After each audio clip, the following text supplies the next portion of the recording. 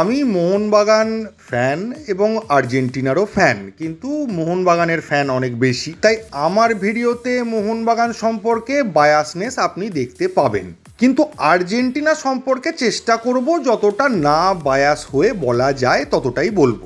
চারদিকে যে বিষয়টা নিয়ে সব থেকে বেশি আলোড়ন হচ্ছে যে মেসি এবং আর্জেন্টিনাকে ফিফা পরের রাউন্ডে পৌঁছে দিয়েছে, মানে আর্জেন্টিনার জেতার থেকেও ম্যাচটাতে ফিফার হাত বেশি ছিল। সত্যি কথা বলতে ম্যাচটা দেখার পর প্রাথমিকভাবে আমারও একই জিনিস মনে হয়েছে আর্জেন্টিনা ফ্যান হওয়া সত্ত্বেও, কারণ ঠিকটা ঠিক আর ভুলটা ভুল এটা আমি সবসময় বলে এসেছি। কিছু ক্ষেত্রে মোহনবাগানের ক্ষেত্রেও আমি বলেছি যেটা ভুল সেটা ভুল, যেটা ঠিক সেটা ঠিক।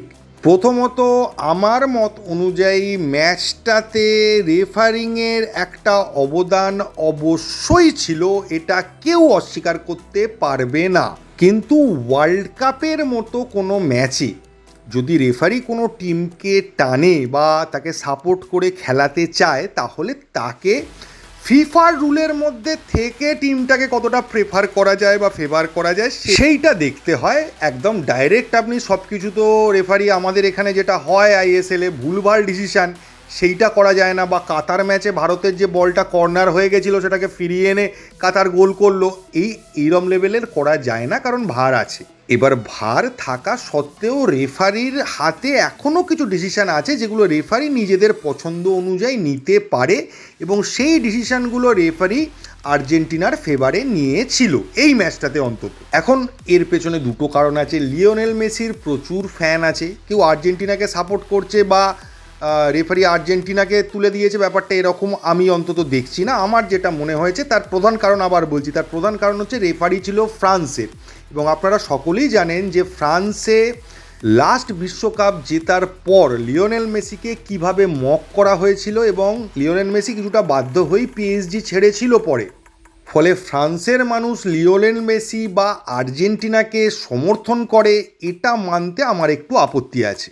এবং এই কারণে যখন ম্যাচটা প্রথম শুরু হয় দেখলাম রেফারি ফ্রান্সের, তখন আমার ঠিক উল্টো ভয়টা ছিল যে রেফারি কোনো কারণে মিশরকে না ফেভার করে এবং আর্জেন্টিনার বিরুদ্ধে না ম্যাক্সিমাম ডিসিশান দেয়, এটা আমার একটা ভয় ছিল। হতে পারে এটাও রেফারির আর্জেন্টিনাকে ফেভার করার একটা কারণ, এটা আমার মনে হয়েছে হতে পারে। কারণ যে কোনো ক্ষেত্রে আর্জেন্টিনার বিরুদ্ধে যদি কোনো ডিসিশান হতো তাহলে সকলেই বলতো ফ্রান্সের রেফারি ও আর্জেন্টিনা বিরোধী বিদ্বেষী, তাই সে কিছুটা বুঝেই হয়তো আর্জেন্টিনাকে ফেভার করেছে, এটা হতে পারে। এবার বলি, গতবার বিশ্বকাপ ফাইনালে জেতার পরে দেখা গেছিল আর্জেন্টিনা অনেক আগে ম্যাচটা জিতে গেছে। যে কর্নার থেকে আর্জেন্টিনার লাস্ট হ্যান্ডবলটা হয়েছিল এবং যেখান থেকে ফ্রান্স গোল করেছিল, সেই ঘটনাটা ঘটার আগে কর্নার কিকে না ফ্রি কিক আমার এক্স্যাক্টলি মনে পড়ছে না, ফ্রান্সের প্লেয়ার হাত দিয়ে বলটাকে নামিয়েছিল, সেটা আর্জেন্টিনার প্লেয়াররাও দেখতে পায়নি, তাই তারা অ্যাপিল করেনি, রেফারিও তাই কিছু করেনি। কিন্তু অ্যাকচুয়ালি আগে একটা হ্যান্ডবল হয়েছিল এবং সেটা হলে তখনই খেলা শেষ হয়ে যায় এবং আর্জেন্টিনা জিতে যায়, টাই ব্রেকার পর্যন্ত খেলা গড়াই না। তো সেই কারণেও হতে পারে যে প্রত্যেকটা গোলের ক্ষেত্রে ভালো করে চেক করা হয়েছিল যে আদৌ গোলটা হয়েছে কিনা। এবার পরের দিন আমি সমস্ত ফিফার অন্যান্য সিকোয়েন্স এই বিষয়টা নিয়ে বড় বড় রেফারিরা কি বলছে, বিদেশি ফুটবলাররা কি বলছে সেগুলো শোনার চেষ্টা করেছি। মিশ্র প্রতিক্রিয়া আছে, তবে ম্যাক্সিমাম যে প্রতিক্রিয়াটা এসছে সেটা কিন্তু উল্টো। সেখানে বলা হচ্ছে ফিফার নিয়ম অনুযায়ী বল থাকাকালীন পায়ে ট্যাকেল করা আর বল না থাকাকালীন পায়ে ট্যাকেল করা, এই দুটোর ক্ষেত্রে কিন্তু একটা পার্থক্য আছে।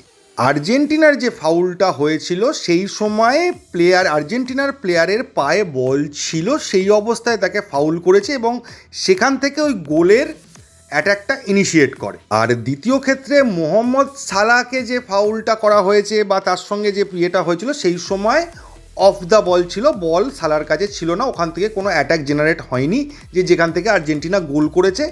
এই দুটো কারণ অনেক জায়গায় এস্টাবলিশ করা হয়েছে এবং এটা একটা জেনুইন কারণ। আরও এক জায়গায় বলা হচ্ছে যে ওই যে ফাউলটা আর্জেন্টিনার যে করা হয়েছিল সেটা ফাউল দেওয়া মানে হচ্ছে মিশরকে পেনাল্টি দেওয়া।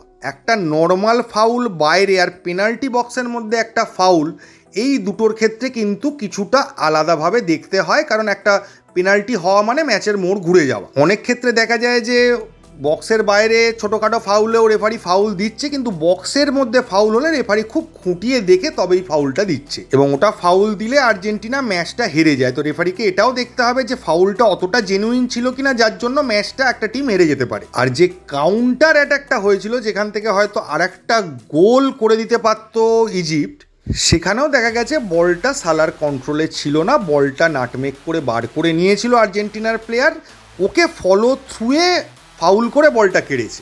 এবার এরা যে যুক্তিগুলো দিচ্ছে সেই যুক্তিগুলো ভুলও বলা যায় না।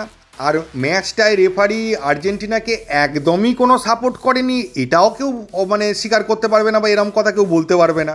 এবং এই একই জিনিসটা আইএসএলে বা বিভিন্ন খেলায় মোহনবাগানের ক্ষেত্রেও হয়। কিছু ম্যাচে দেখা যায় যে কিছুটা হলেও মোহনবাগান সাপোর্ট পেয়েছে রেফারির, সব ম্যাচে নয়। এবং সেটা অন্যান্য খেলার ক্ষেত্রেও দেখা গেছে, মানে অন্যান্য ম্যাচের ক্ষেত্রেও দেখা গেছে কোনো একটা পার্টিকুলার টিম রেফারির একটু স্পেশাল ট্রিটমেন্ট পেয়েছে। তো আমার কাছে পুরো জিনিসটা দেখার পর এটাই মনে হয়েছে যে বিষয়টা খুব অস্বাভাবিক কিছু নয়, এরকম ফেভার অনেক টিমই পেয়েছে।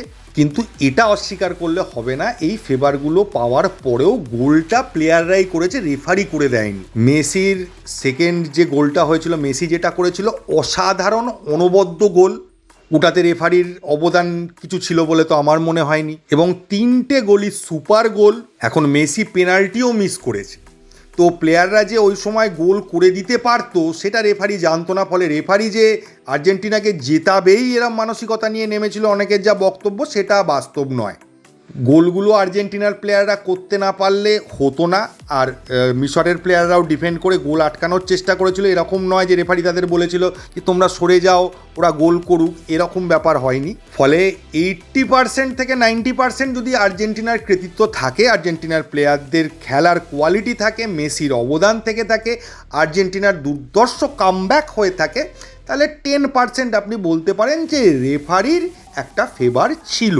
সে তো সেই নর্থ ইস্টের খেলায় সুভাশিস বসু গোলকিপারকে শুদ্ধ ঠেলে ভেতরে ঢুকিয়ে দিয়েছিল, গোলকিপার বল সব শুদ্ধ ঢুকিয়ে দিয়েছিল, রেফারি ওটা ফাউল দিয়ে গোলটা বাতিলও করতে পারতো, কিন্তু রেফারি দেখেনি বা দেখতে পায়নি, বা রেফারির মনে হয়েছে ঠিক আছে। যে কোনো একটু তো বিষয় রেফারির হাতে থাকবে। রেফারি কাকে ফেভার করবে, আর্জেন্টিনা কি অপোনেন্টকে, সেটা রেফারির ওপর ডিপেন্ড করছে, কারণ সেও মানুষ, তারও একটা ব্যাপার থাকে। পুরোপুরি নিরপেক্ষ 100% নিরপেক্ষ হওয়াটা মনে হয় সম্ভব নয়।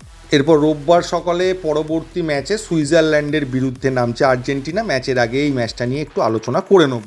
আর মোহনবাগানকে নিয়ে যদি আপডেট দিতে হয় তাহলে এটা ফার্স্টে বলি যে আইএসএলের অফিসিয়াল যে ক্লাবগুলো করছে সেটা ফাইনাল হয়ে গেছে, সেটার প্রেস কনফারেন্স হয়ে গেছে। এরপরে ক্লাবগুলো একটা নিজেদের ধারণা পেয়ে যাবে যে কত টাকা তারা খরচ করতে পারে, কীভাবে টুর্নামেন্ট হচ্ছে, কত টাকা প্রফিট হতে পারে, সেই অনুযায়ী তারা টিম করবে। এবং আশা করা যাচ্ছে কিছু দিনের মধ্যেই মোহনবাগান তাদের টিম গঠনটা পুরোপুরি কমপ্লিট করে ফেলবে, সামান্যই কিছু বাকি আছে। ছাংতে আসছে কি আসছে না, তার সঙ্গে ডিলটা একদম ফাইনালি স্বাক্ষর হচ্ছে কি না এইটার জন্য ওয়েট করতে হবে। আর ষষ্ঠ বিদেশি হিসেবে কে আসছে নাকি কোনো ওসিআই আসছে সেটা দেখতে হবে। আর আজ থেকে মোহনবাগানের ডুরান্ট কাপের প্র্যাকটিস শুরু হয়ে গেল, এবং 25 তারিখ যেহেতু ডার্বি রয়েছে, চেষ্টা করা হচ্ছে সব প্লেয়ারকে নিয়ে আসার জন্য। কিন্তু তাও আমি বলবো যে সব প্লেয়ার হয়তো আসতে পারবে না, 1-2জন বিদেশির হয়তো আসতে একটু দেরি হতে পারে। তো মোটামুটি যতজনকে সম্ভব নিয়ে আসার চেষ্টা করা হচ্ছে, এর বেশি কিছু বলার নেই এই ভিডিওতে। এইটুকুই। থ্যাংক ইউ, ধন্যবাদ এবং জয় মোহনবাগান।